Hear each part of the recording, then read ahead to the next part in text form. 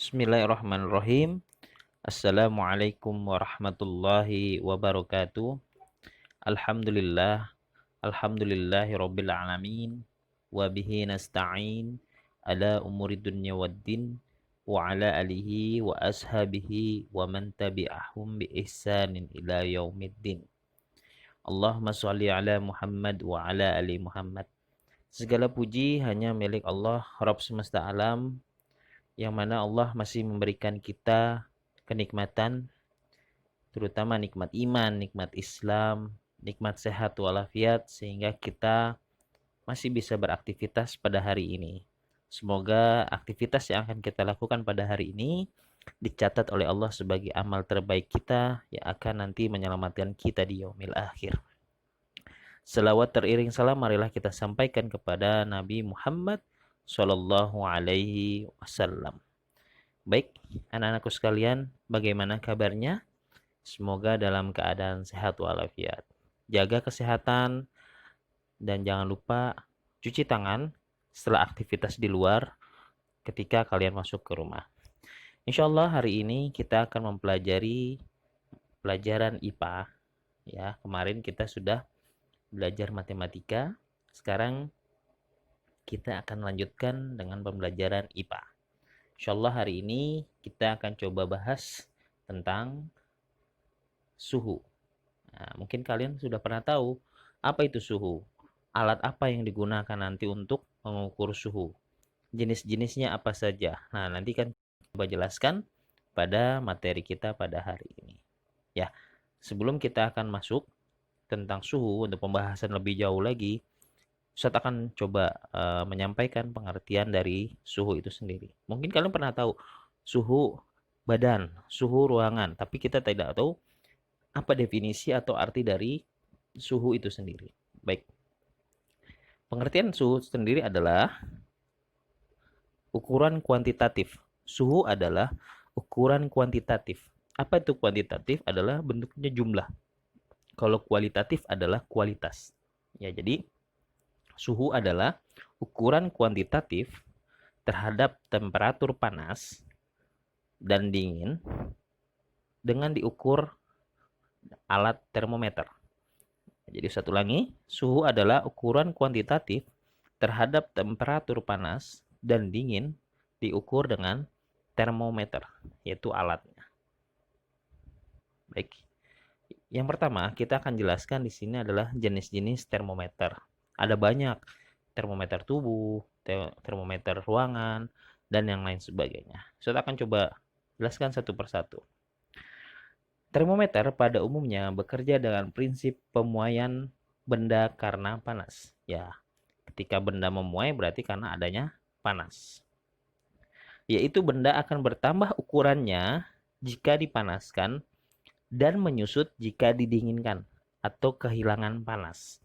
Jadi memuai itu karena panas, ya, ketika dia menyusut karena kehilangan panas atau kondisinya dalam keadaan dingin. Zat padat, cair, dan gas dapat mengalami hal ini.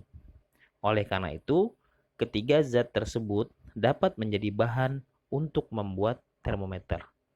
Ya. Baik, kita lanjutkan. Yang pertama adalah termometer zat cair. Termometer zat cair bekerja dengan prinsip dasar pemuaian cairan. Cairan diletakkan di tabung reservoir yang terhubung dengan tabung kapiler. Ketika dipanaskan, maka cairan akan memuai. Volumenya bertambah dan cairan tersebut akan mengisi skala tergantung panas atau suhu yang diberikan. Zat cair yang digunakan umumnya raksa atau alkohol. Ya. Perhatikan berikut.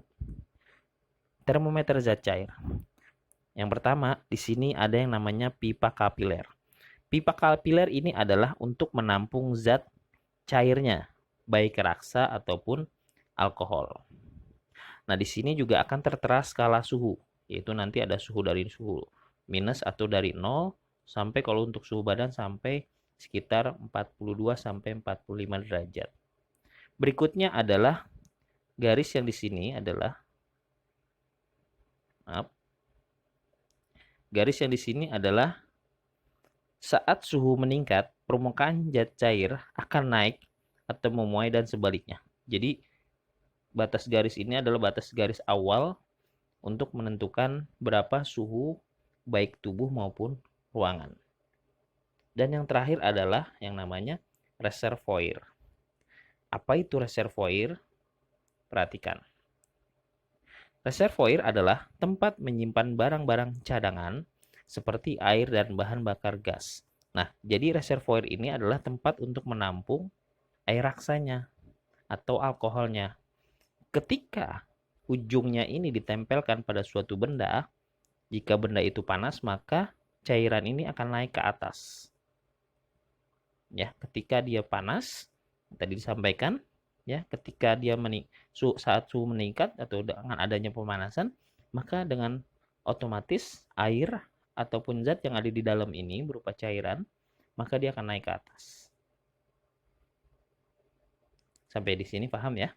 Cara kerja termometer atau alat pengukur suhu. Nah, kita akan coba jelaskan cairan yang ada di dalam termometer, yaitu raksa.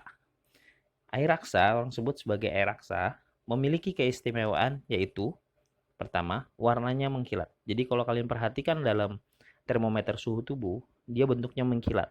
Dan dia bisa menandakan berapa tanda dari suhu tubuh seseorang. Berikutnya, cepat bereaksi. Ketika alat itu ditempel kepada suatu benda yang panas, maka dia akan cepat bereaksi. Ya. Berikutnya, rentang pengukuran lebar di mana raksa memiliki titik didih tinggi. Ya, air raksa ini titik didihnya tinggi ya, sampai 350 derajat Celcius. Dan titik beku yang cukup rendah, yaitu minus 38 derajat Celcius. Nah, selain kelebihan atau keistimewaan raksa, di sini juga ada kekurangan dari air raksa itu sendiri. Air raksa adalah sangat beracun. Ya, dia sangat beracun. Jika masuk atau terpapar ke dalam tubuh, maka ini sangat berbahaya. Berikutnya adalah harganya relatif mahal dan barangnya langka. Tidak semua negara banyak mempunyai zat air raksa ini. Berikutnya kita akan coba jelaskan, berbeda dengan raksa, alkohol yang sebagai cairannya kan bisa air raksa juga bisa dengan alkohol. Nah, di sini dengan raksa alkohol tidak berwarna sehingga perlu diberi perwarna terlebih dahulu dan tidak sereaktif air raksa ya. Jadi untuk yang alkohol ini dia tidak sereaktif air raksa. Rentang suhu yang diukur atau bentuknya etanol adalah 114 derajat Celcius sampai dengan dari minus 114 derajat Celcius sampai 78 derajat Celcius. Nah, dia titik didihnya rendah ya dibandingkan dengan air raksa, hanya 78 derajat Celcius. Tapi dia memiliki titik bekunya sampai minus 114 derajat Celcius. Alkohol tidak berbahaya ya, tidak seberbahaya raksa. Tetapi bahannya ini mudah menguap. Ya, coba kalian perhatikan jika kalian pergi ke rumah sakit atau saat ingin diambil darah deh, biasanya disterilkan dengan alkohol dan alkohol ini sangat mudah menguap. Ya. Sehingga alkohol lebih aman digunakan sebagai pengisi termometer. Kelebihan lain alkohol adalah bisa mengukur suhu yang sangat dingin. Nah, yang tadi saya bilang, di sini titik bekunya sampai 100 minus 114 derajat Celcius. Jadi dibandingkan air raksa, titik bekunya lebih baik adalah alkohol. Contoh, termometer yang menggunakan zat cair adalah termometer laboratorium, termometer suhu badan, dan termometer ruangan. Nah, nanti saya akan coba jelaskan satu persatu. Bentuknya bagaimana, lalu titik bekunya berapa, titik didihnya berapa ya, kita coba bahas satu persatu. Yang pertama, termometer laboratorium. Bentuknya panjang dengan skala dari titik bekunya minus 10 derajat Celcius sampai 110 derajat Celcius itu titik didihnya. menggunakan raksa atau alkohol seperti ditunjukkan pada gambar di samping. Nah, bentuknya seperti ini. Ya, ini adalah alat ukur termometer laboratorium. Ya, mirip-mirip dengan termometer pengukur suhu badan. Baik, yang kedua adalah termometer suhu badan. Termometer ini digunakan untuk mengukur suhu badan manusia. Bisa diletakkan di ketiak, ya, di bawah ketiak, atau di dalam mulut, atau di yang ada peredaran darah nadinya atau venanya, ya. Atau denyut nadinya, maaf. Berikutnya, skala yang ditulis adalah di termometer itu antara 35 derajat Celcius sampai 45 derajat Celcius. Karena suhu badan manusia di kisaran antara 35 sampai 42 derajat Celcius. Pipa di bagian bawah dekat labu dibuat sempit sehingga pengukuran lebih teliti akibat raksa tidak segera turun ke labu atau reservoir. Jadi ketika kalian dimasukkan ke dalam ketiak, nanti di bawahnya ini, ya, bentuk di bawah ini dia akan memberikan sinyal sehingga air raksa yang ada di dalam tabung ini akan segera naik jika suhu badan kalian panas. Dan begitu juga sebaliknya, ketika badan kalian tidak panas, maka dia tidak akan bergerak. Berikutnya adalah termometer ruangan. Bentuknya panjang dengan skala dari minus 20 derajat Celcius sampai 50 atau 60 derajat Celcius. Jadi menggunakan alkohol. Nah, biasanya ruangan ya maksimal panas sampai sekitar 50-60 derajat Celcius. Ya. Nah, bentuknya seperti ini. Mungkin kalian kalau pernah lihat seperti ini adalah bentuk dari termometer ruangan. Berikutnya, termometer bimetal. Ini adalah termometer yang biasa digunakan untuk pekerja-pekerja di laboratorium. Perhatikan dua logam yang jenisnya berbeda dan diletakkan menjadi satu pada gambar samping. Ya, seperti ini di sini.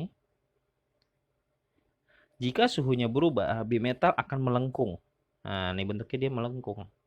Ya, berarti suhunya adalah dari yang mulainya tidak panas menjadi panas, ya, atau ada perubahan suhu pada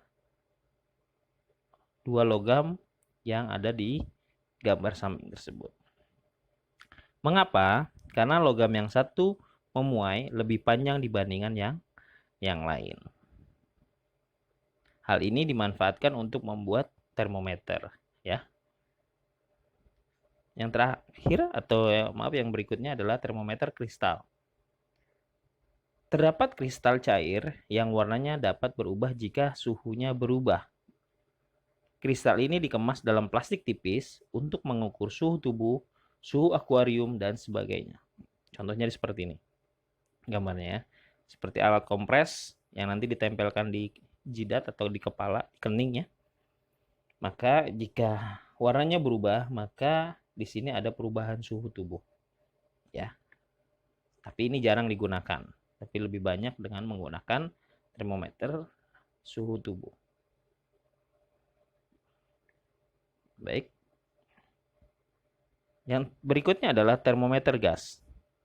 Termometer gas bekerja dengan prinsip terjadinya pemuaian atau perubahan volume gas atau perubahan tekanan gas akibat berubahnya suhu. Nah, contohnya seperti ini. Ini adalah termometer gas. Nanti dia ditunjukkan pada jarum yang ada pada gambar di samping. Ya, itulah jenis-jenis termometer. Nanti kalian coba pahami kembali apa yang tadi Ustaz sampaikan. Nanti setelah kalian mendengarkan materi ini, setelah kalian pahami materi ini, maka nanti ada latihan soal yang harus kalian kerjakan sebagai syarat kalian hadir dalam pembelajaran IPA pada hari ini. Demikian yang dapat Ustaz sampaikan. Kurang lebihnya mohon maaf. Kita akhiri pertemuan ini atau pembelajaran kita ini dengan doa kafaratul majelis. Subhanakallahumma wa bihamdika asyhadu an la ilaha illa anta astaghfiruka wa atubu ilaik. Assalamualaikum warahmatullahi wabarakatuh.